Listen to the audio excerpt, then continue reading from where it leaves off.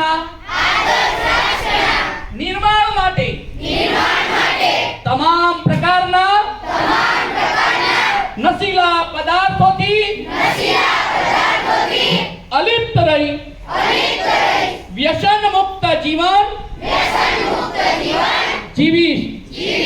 વ્યસનમાં ફસાયેલા દેશ બંધુઓને વ્યસન મુક્તિની સમજ આપીશ. ભવિષ્યની ઉજ્જવળ કારકિર્દીના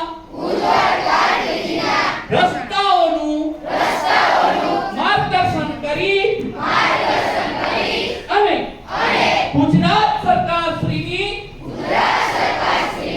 સંપૂર્ણ નશાબંધી નીતિને સફળ કરવાની મારી નૈતિક યોગદાન આપીશ.